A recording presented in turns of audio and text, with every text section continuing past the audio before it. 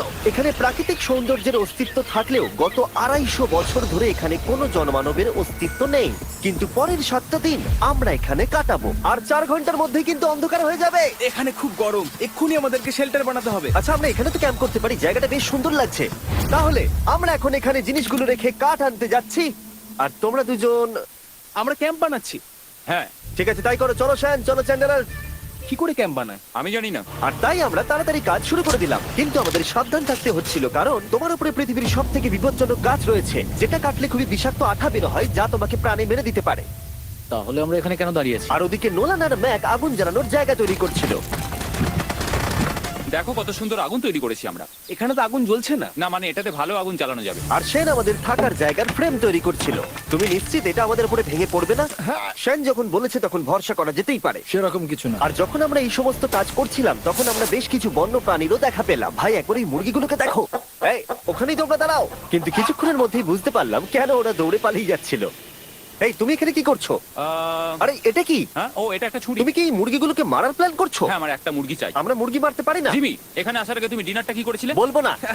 প্রথম দিনের বাকিটা ক্যাম্প তৈরি করতে কেটে গেল, যেটা ছিল বেশ সহজ। এখন তোমাদেরকে ক্যাম্প দেখাবো। এখানে আগুন জ্বলবে আর এখানে খাবার তৈরি হবে। এদিকে এসো। আর ঠিক এইখানে আমরা ঘুমাবো, যেটার বিশেষ প্রয়োজন। তারপর আমরা নিয়ে এলাম সার্ভাইভাল ক্রেট, যাতে ছিল খাবার, জল আর সবথেকে গুরুত্বপূর্ণ একটা ফ্লেয়ার, যা বিপদে কাজে লাগতে পারে। আর সূর্য ডোবার আগেই আমরা সমস্ত কিছু তৈরি করে নিয়েছিলাম, একটা জিনিস ছাড়া। দাঁড়াও 1 মিনিট, সানস্ক্রিন দিয়ে কি আগুন জ্বলে? প্রথম দিন শেষ হলো আর আমার স্কিনে একটু সানবার্ন হয়েছে। আমি আশা করি ভালো করে ঘুমোতে পারবো আজকে। আশা করব বৃষ্টি হবে না। কাল আমাদের আরো বড় শেল্টার বানাতে হবে। আর আমরা বলতে আমাদের বাবা ওদিকে শুয়ে আছে, সে তৈরি করে দেবে। ঠিক আছে। ঠিক আছে। ও, ও জিমি, তুমি মায়ের মতো আর সেন হচ্ছে বাবা। আমি এবারে ঘুমাবো, দ্বিতীয় দিনে দেখা হচ্ছে। প্রথম রাত্রে ঘুমানোর সময় আমরা অনেক নড়াচড়া করেছিলাম। আমরা বলতে বোঝাতে চেয়েছি, মানে হলো আমি। তাই পরের দিন আমরা শেল্টারটাকে আরো ভালো করব বলে ঠিক করলাম। দ্বিতীয় দিনের কাজ খুবই সহজ। আমরা একটা বড় আর রেন প্রুফ শেল্টার তৈরি করব। আমাদের আরো কমফোর্টেবল সিট চাই, কারণ আমার পিছন ব্যথা হয়ে গেছে, আর একটা ভালো আগুন জ্বালানোর জায়গাও চাই। আমারও পিছন ব্যথা হয়ে গেছে।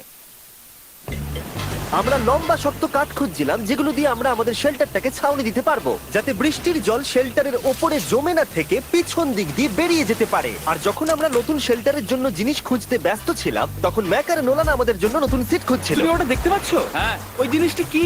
দেখে তো মনে হচ্ছে ওটাতে বসে বেশ আরাম হবে।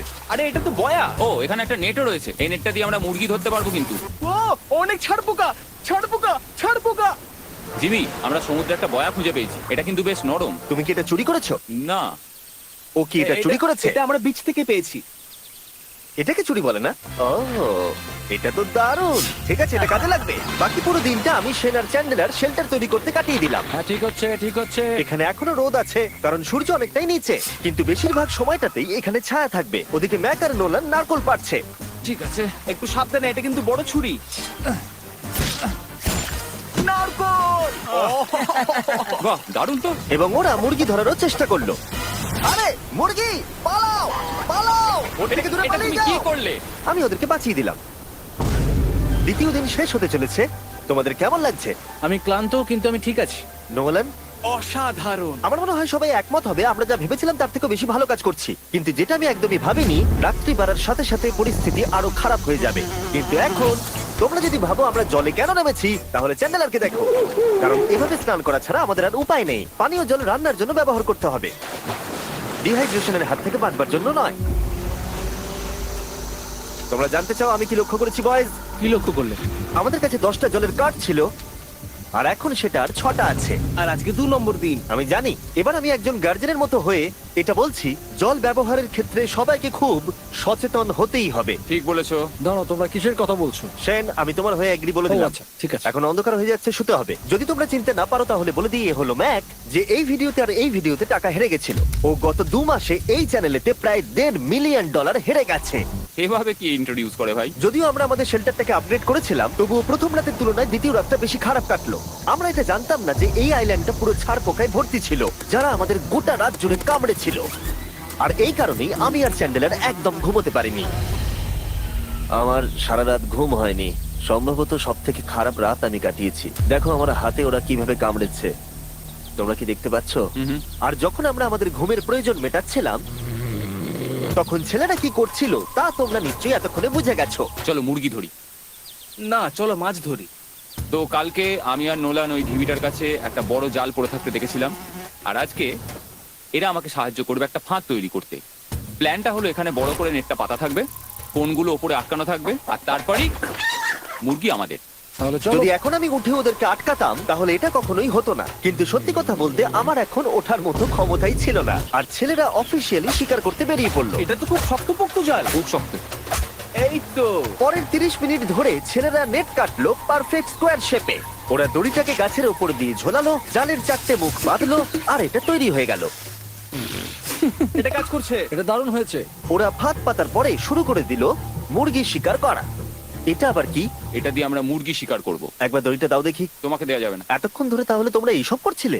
হ্যাঁ। আমার মনে হয়েছিল তোমরা কিছু ভালো কাজ করছো। সত্যি কথা বলতে আমার এটাকে প্রথমে মনে হয়েছিল পুরো সময় নষ্ট, কারণ পরের 3 ঘন্টা তারা শুধু অপেক্ষাই করে গেল আর অপেক্ষা করে গেল। কিন্তু কোনো কারণবশত ম্যাক হাল ছাড়তে একেবারেই রাজি ছিল না, এবং অবশেষে অনেক অপেক্ষা করার পরে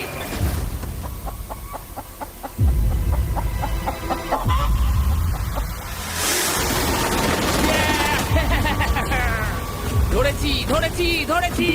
ম্যাক, এটা কি? জিমি, এই দেখো ধরেছি। ও, মুরগিটাকে বেশ ভালো দেখতে কিন্তু। হ্যাঁ।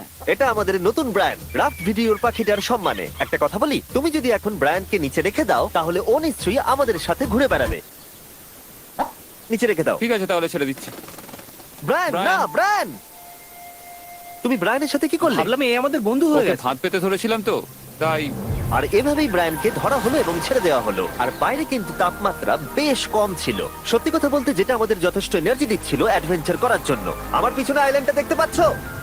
আমরা এখন ওখানে যাবো ম্যাক।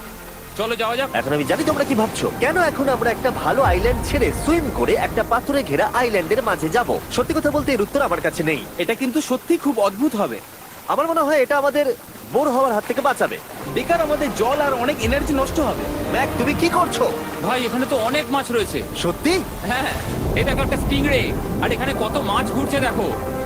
এখানে তো দেখছি ঢেউগুলো অনেক বড় এবং ওগুলো আমাদের দিকেই আসছে। এই দেখো। দেখো, একটা বড় আসছে। আমরা প্রায় পৌঁছে গেছি। আমার পিছনে এই আইল্যান্ডটাকে দেখো। আর এখন আমরা এখানে। এদিকে দেখো, দুদিক দিয়ে আমাদের দিকে ঢেউ আসছে। এগুলো কিন্তু খুব পিছল পাথর। দাও এটা আমি ধরি। ও গড, ও এটা তো দারুণ লাগছে। অসাধারণ দেখতে লাগছে। আমরা পেরেছি। জানি না আমরা কেন করলাম, কিন্তু আমরা পেরেছি। এখন এখান থেকে নামবো কি করে, আর তারপরে আমাদের আইল্যান্ডে ফিরবো কি করে? যেটা সবচেয়ে ইজিলি করা যাবে সেটা হচ্ছে ঝাঁপ মারা। আমি ছাপ মারবো না। দিনের শেষ কয়েকটা ঘন্টায় বৃষ্টির ফোঁটা পড়লো গায়ে। আমরা দূরে দেখতে পেলাম ঝড় আমাদের দিকে আসছে। আইল্যান্ডে আসার আগেই ফোরকাস্ট থেকে জানতে পেরেছিলাম যে বৃষ্টি হবে।